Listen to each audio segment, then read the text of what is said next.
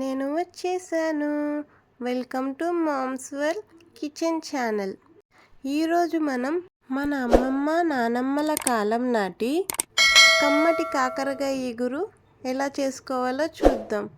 ముందుగా కాకరకాయలను చిన్న ముక్కలుగా కట్ చేసుకుని కొంచెం ఉప్పు వేసి మంచిగా కలుపుకోవడం వలన కాకరకాయలో ఉండే చేదు పోతుంది. ఒకవేళ చేదు తినడం ఇష్టపడే వాళ్ళైతే నార్మల్ వాటర్ పోసుకుని కడుక్కున్నా కూడా సరిపోతుంది. ఇప్పుడు పొయ్యి మీద గిన్నె పెట్టుకుని అందులో ఒక స్పూన్ ఆయిల్ని వేసుకోండి.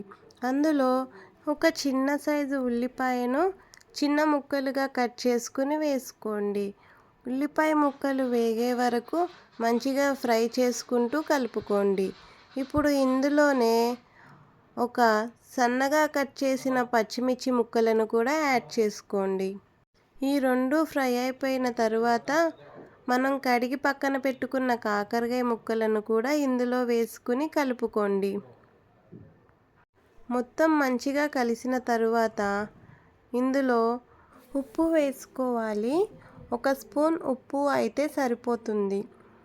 మీ టేస్ట్ను బట్టి ఉప్పు అడ్జస్ట్ చేసుకుని బాగా కలపండి. ఇప్పుడు దీనిపై మూతను పెట్టి కొంచెం సేపు ఆగి తీసి చూస్తే కాకరకాయలు కొంచెం మగ్గి ఉన్నాయి. ఇప్పుడు ఇందులో ఒక స్పూన్ కారం యాడ్ చేస్తున్నాను. కారం కూడా మీ ఇష్టం అండి.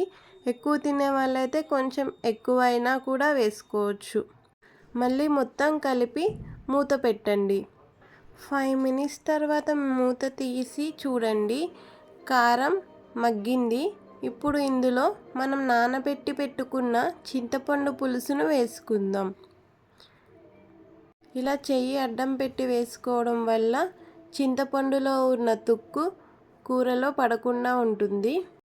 ఇప్పుడు మళ్ళీ మొత్తం కలిసేలాగా బాగా కలుపుకుని ఇప్పుడు గిన్నె పైన మూత పెట్టుకుని పులుసు మరిగే వరకు వెయిట్ చేద్దాం. ఒక 5 మినిట్స్ తర్వాత మూతను తీసి చూస్తే పులుసు ఇంకా కొంచెం ఉంది. మనం చేసే ఇగురికి ఇంకొంచెం థిక్గా అయితే బాగుంటుంది. కాబట్టి నేను మళ్ళీ మూతను పెట్టేస్తున్నాను. ఇంకొక 5 మినిట్స్ ఆగి చూద్దాం. పులుసు చిక్కబడింది. ఈ టైంలో మనం ముక్క ఉడికిందా లేదా అని చెక్ చేసుకుందాం. ముక్క మంచిగా ఉడికింది. ఇందులో కొంచెం బెల్లాన్ని యాడ్ చేద్దాం. బెల్లం వలన ఈ కూరకి మంచి టేస్ట్ వస్తుంది. సో తప్పకుండా యాడ్ చేయండి. ఇప్పుడు బెల్లం మొత్తం కలిసేలాగా కలుపుకుని మూతను పెట్టి ఇంకో 5 నిమిషాల తర్వాత తీసి చూస్తే మన ఇగురు అయితే రెడీ అయిపోయింది. ఇది కాకరకాయ ఇగురు కాబట్టి కొంచెం తిక్కుగానే ఉండాలి. తర్వాత సర్వింగ్ బౌల్లోకి తీసుకుని కొత్తిమీరతో గార్నిష్ చేసుకుంటే కాకరకాయ ఇగురు రెడీ. ఇలాంటి మంచి మంచి వంటల కోసం మన ఛానల్ని లైక్ చేసి ఫాలో అవ్వండి.